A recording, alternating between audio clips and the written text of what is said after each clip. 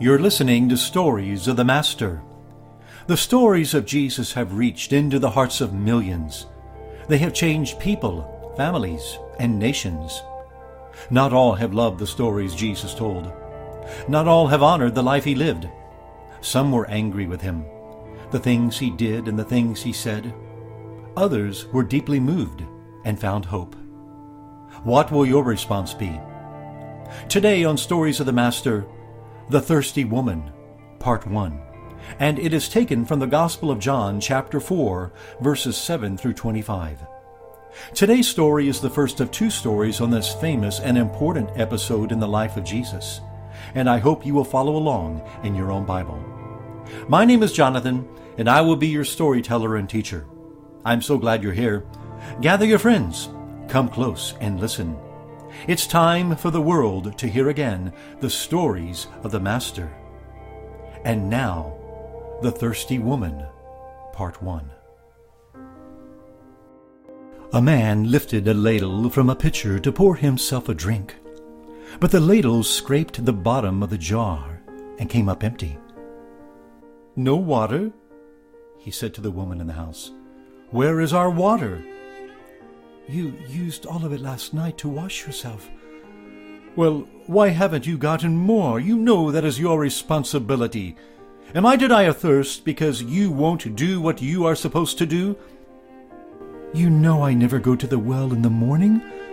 I can't stand the way the other women look at me or the things I know they say behind my back." "Is that any way to answer me, woman? Your insubordination is beginning to grate on me. No wonder you can't stay married. How many times have you been married? 3 times? 4? If you must know, it's been 5 times, but I hardly think that matters now. Who's counting? I'll get you some water in a while. I can't go when the others are there, and right now it's too hot. I'd like to wait just a little." The man lifted the jar and shoved it into her arms. "You will go now. I don't care how hot it is. If this is the way you treated your husbands, no wonder they divorced you. You should be grateful that I have taken you in so you don't starve. Water! Now! I'm thirsty." "I'm thirsty too," she said. "Good! Then maybe you will do something about it." She was thirsty, but she was talking about a different kind of thirst. Her thirst was far deeper than any water this world could satisfy. She was thirsty for love, for companionship, for joy, for meaning in life. Life had not turned out the way she had hoped when she was a little girl. The dreams of a happy family and enjoying the friendship of others was just that, a dream. Far too much had happened through the years to rescue that dream. Life had settled into an endurance trial, surviving one day after another, with little purpose, little joy, and no peace. "Oh God," she said, "oh God of my fathers, please help me. Please speak to me. Please come to me. I don't care how you do it. Just come." She looked to the heavens, but they spoke no word. She placed the large pitcher on her shoulder and headed for the well outside the village. She was sure no other woman would be there at this hour. How lonely she felt. Rejected by the men who had promised so much, who had pretended to love her. Enduring the man who gave her a roof over her head for the favors she provided. Is this all life could afford her? She lived in Sychar, in the province of Samaria, and it had a rich tradition in which the people had taken much pride. It was in this area where the great patriarch of Israel, Jacob, gave his son Joseph a piece of land, and there was also a well Jacob had dug so many centuries before. It was to this well, this ancient well, hallowed by Jacob, that the people of Sychar had gone for water as long as they could remember. The day was hot, and as the woman made her way through the village, she was surprised by an argument coming from one of the food stalls. What are Jewish men doing in a Samaritan village? She counted them. 1, 2, 3, 4, 5. Why are 5 Jewish men buying food here in Samaria? At least they're drawing attention to themselves. Maybe people will leave me alone. She was used to the cold stares and whispered insults of others who despised her. Not that everything everyone said was true, but who would believe her side of all the conflict with all the men she had had in her life? And now she was living with a 6th man and not even married. There was nothing she could say that anyone would seriously consider. At least there would be some solitude at the well. She looked forward to being alone, where she could snatch some serenity from the peaceful surroundings. As she approached, she noticed someone was there. A man, and by his dress, a Jewish man. Another Jewish man? Oh, Lord, what does he want? What is he doing here? We're being overrun by Jewish men today. Oh, it doesn't matter. He's a man. I'm a woman. He's a Jew. I'm a Samaritan. There won't be any conversation with him. Just as well. Those Jewish men believe we Samaritan women are unclean from the cradle. She scoffed. What nonsense! Men! The woman set her pitcher down. She began to draw water from the depths when the Jewish man startled her. With a tender tone in his voice, he said, "Please, may I have a drink?" The woman stopped. She stared at the man. It had been a long time since a man had spoken with any kind of respect to her. Please? She started to comment on that, but instead, with an edge in her voice, as if by reflex, she said, "You are a Jewish man. I am a woman and a Samaritan. You people think we are unclean from birth. Why are you asking me for a drink?" That settled that. He would not dare to speak to her again. But as she turned from him and continued lowering the water bucket into the well, he spoke again. As he spoke, she looked and noticed he was smiling. There was a slight lift in his voice, not mocking, but a joyful mirth, as if he did not have a care in the world and was full of peace and lightness of heart. Oh, woman, if you only knew the gift that God has for you, and if you knew who is speaking with you now and who is asking you for a drink, you would be asking him for a drink, and he would give you living water that would quench your deepest thirst. The woman stepped back and stared. He continued to smile, and she felt like he could see into the depths of her heart. Had she not come to the well with a different kind of thirst? Yes, she had come because she and her household would need water, but the thirst inside her was far greater, and it was to this need that he seemed to be speaking. How did he know? Why was he offering her living water? The kind of water the rabbis and teachers of the law said was required to wash people from their impurities and sins. The thirsty woman knew this Jewish man was claiming some kind of special power because he did speak of living water. What was his living water? He had no jar. He had no water of any kind she could see. What was he talking about? But she was not ready to bear the deep needs of her heart. She had done this so many times before to men, and lost. Would he be any different? She decided to play along and said, "Sir, you have nothing to draw water with from this well, and the well is deep. Where do you get your living water? Our father Jacob built this well. Are you claiming to be someone greater than he?" By this time, the woman had finished bringing up the water from the depths of the well. She poured it into her jar, but she also had a small cup with her, and she scooped some and handed it to Jesus. She said, "You know that Jacob gave us this well. He drank from it himself with his sons and with all their cattle. This is a special place. But your water, I'm curious, where do you get your living water?" Jesus received the cup from the woman and drank deeply. When he had finished, he looked into its emptiness and said, "Everyone who drinks of this water will thirst again. They must return each day to get water that can never quench a person's deepest thirst." He handed the cup back to her and said, "But whoever drinks the water that I give shall never thirst. The water that I give will become, in the one who drinks, a well of water that springs up to the age of all ages."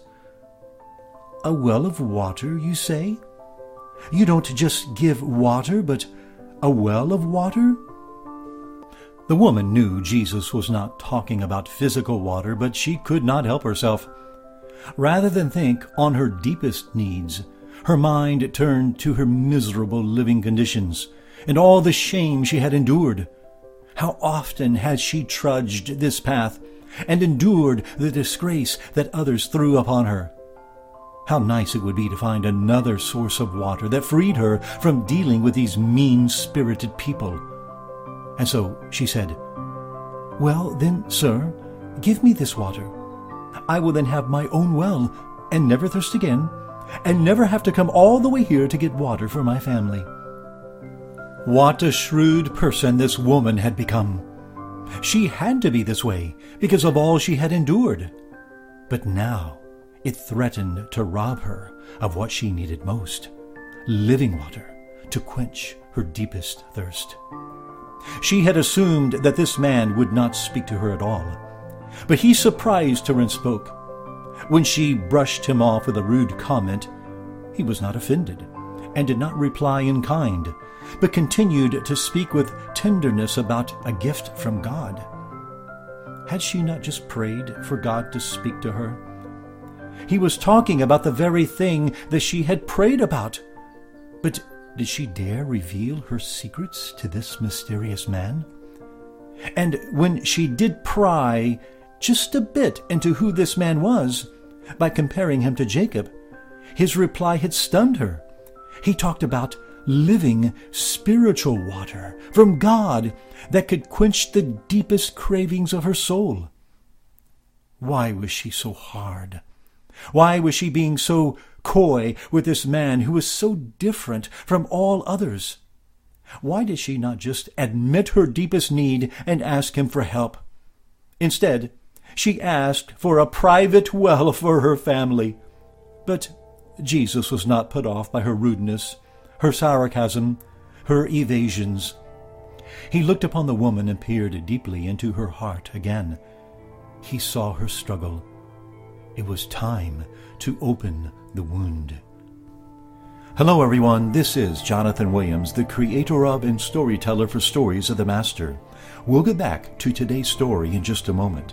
I just want to remind you that Stories of the Master is a ministry of Word of God Speak, where our focus is to tell the world the story of the true God, His plan for the world, and what He is doing to rescue humanity from the great catastrophe of our sin. We want to help you in your discovery of that great rescue plan, which He does through Jesus Christ. We hope you will write to us at P.O. Box 90047 in San Antonio, Texas 78209 in the United States. And check us out on the web, where you will find many resources to help you in your discovery of Jesus. Just go to storiesofthemaster.com. Jesus and a woman from the village of Sychar have engaged in a conversation about water. She's thinking about physical water. He's thinking of the greater need in her life, spiritual water. Let's get back to our story and see what happens next. You want a well of water? Okay, but first, go call your husband and come back with him. Husband? The statement pierced to the depth of the woman's heart and to all her pain. She did not want to go there in this discussion. She wanted his living water and then to be left alone. Why did this man have to talk about this subject? He had no idea what she had been through. He was a man. Men did not understand these things. Men rarely wanted anything but the obvious. And who was to say that if she did try to explain what she had been through with her 5 husbands, that he would understand? He would surely take the man's side. No, she would not go there with him. She would sidestep this as well, and so she cleverly said, "I have no husband." The woman breathed a sigh of relief. She silently congratulated herself for escaping his revealing request. But her cleverness was no match for the one to whom she spoke, and Jesus said, "You're right. When you say you have no husband, you are right. The fact is, you have had 5 husbands, and the man you sleep with now is not your husband. What you have said is quite true." Oh, things are a little more complicated than she first thought, and they are often that way with us. The interaction between Jesus and the woman reveals 2 things about the stories all of us have. Our stories are complex and multi-layered. Think of hers. She was a Samaritan in a predominantly Jewish part of the world. She was a minority. She was a woman in a man's culture, completely dependent upon the provisions of men. She still had to survive. She had to come to the well to draw water, and she was looked down upon by others, for she had slept with at least 6 men in the village. She was never invited to anything the other women enjoyed. She was an outcast in her own town. All of these sufferings intertwined like weeds and slowly choked the life from her heart. And all of us have the same silent sufferings and shame that wound our soul, which slowly loses its life. In spite of the many layers and complexities of our stories, we usually focus on our surface needs and do everything we can to avoid the destructive layers underneath. She only slowly and reluctantly opens to Jesus, and then shuts the door again. She knows Jesus has something she needs, but she foolishly brings the conversation back to her physical needs. She wants a private well of water. He places his finger on the area of her deepest hurt, but she pushes it away with a clever comment that she has no husband. That, my friends, is the way it is with us. We have needs like food and water, jobs, a place to live, where to put the kids in school. And we also have deep issues like shame, the pain of prejudice, and loneliness. But we are very slow to bring those issues up, and we continue to focus on what will get us by today. But though we can fool one another and hide from one another, we cannot hide from the Lord. We need to be honest with God. Why are we not honest with God? Why do we work so hard at sidestepping him, or avoiding him, or changing the subject? Shame, fear of rejection, too much pain, fear that if I am honest, he's going to ask me to face something I cannot bear to look at.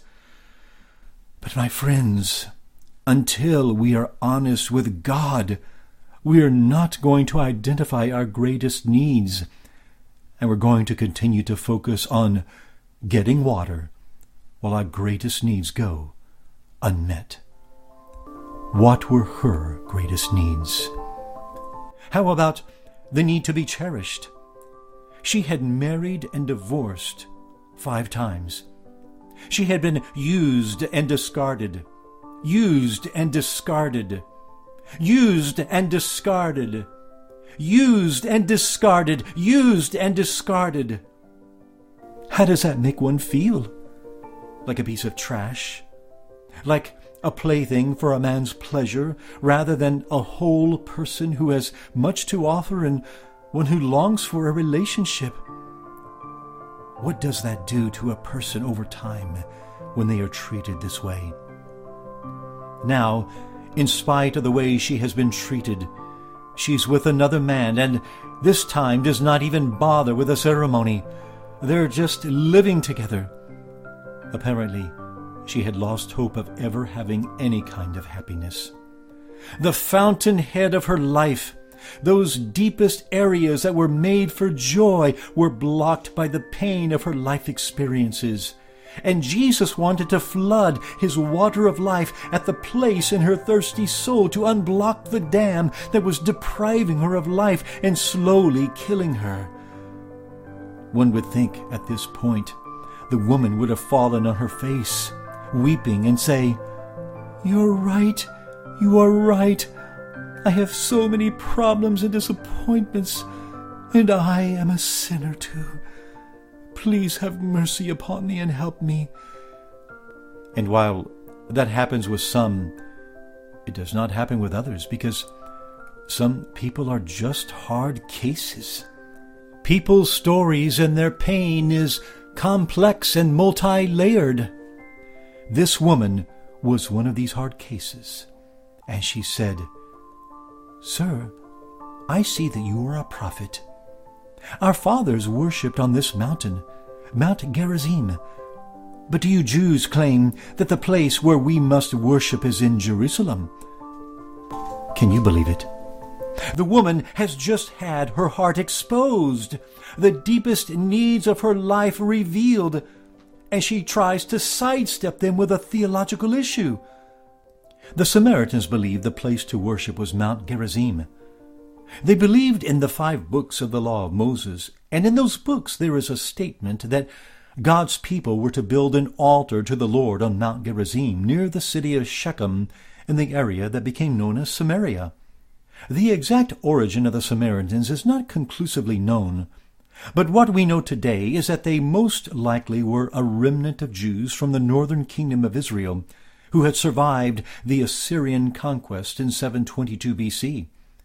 Many centuries later, when Ezra and Nehemiah were enacting their reforms in the little kingdom of Judah to the south, some of the Jewish priests were expelled from the temple and made their way north to this place where these people lived.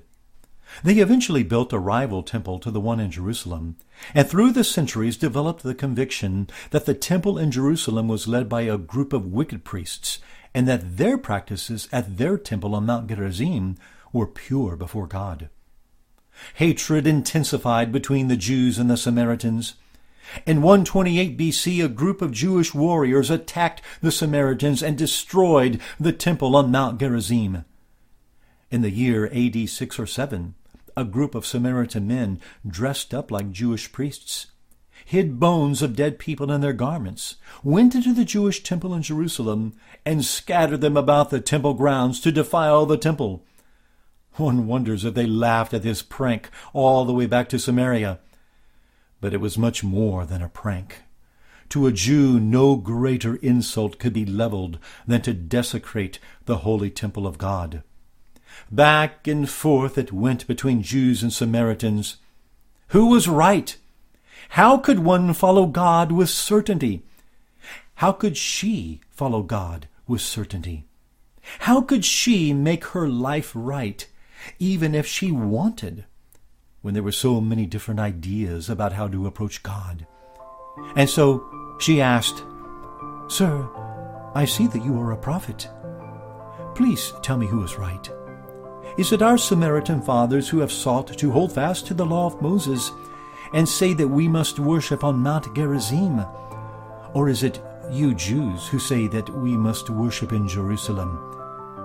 Even if it were possible to get my life right with God, I would not know where to go."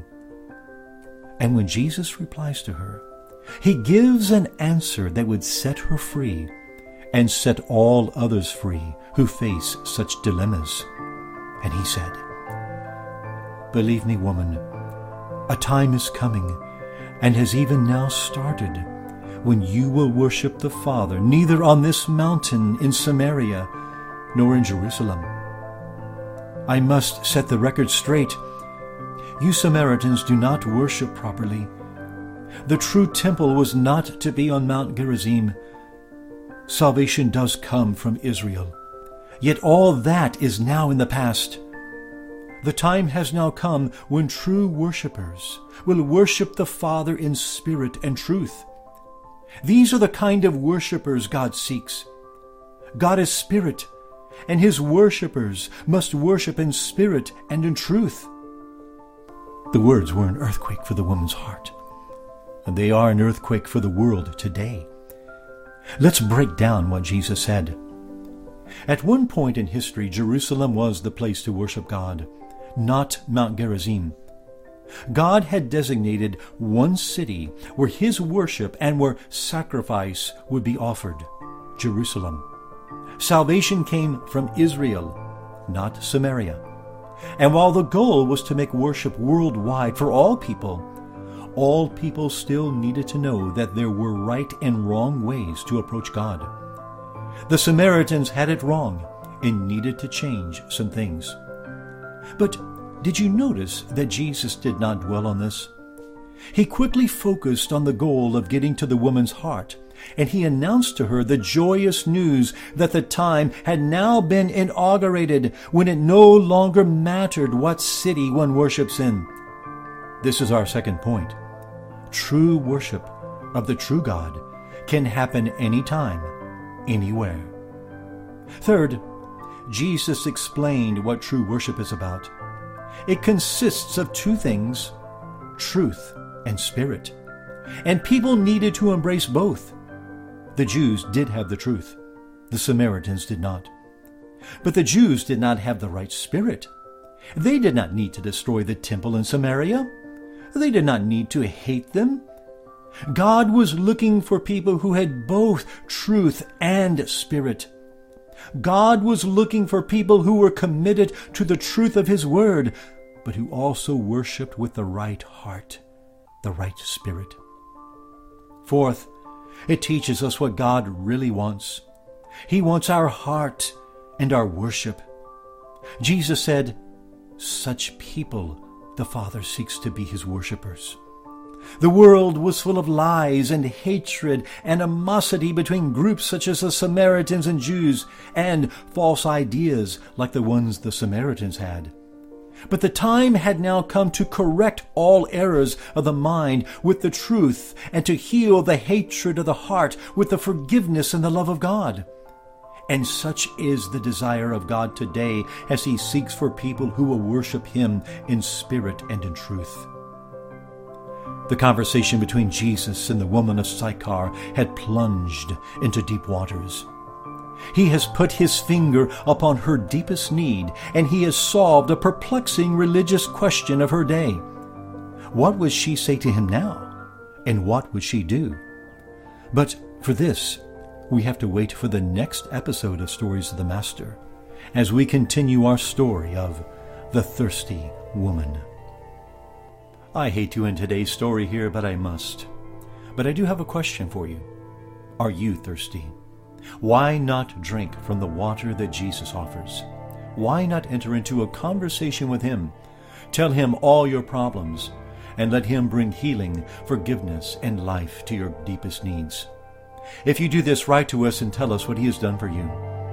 Stories of the Master is a ministry of Word of God Speak, where it is our desire to take this story and the other stories of Jesus to a world that desperately needs to hear the stories of the Master.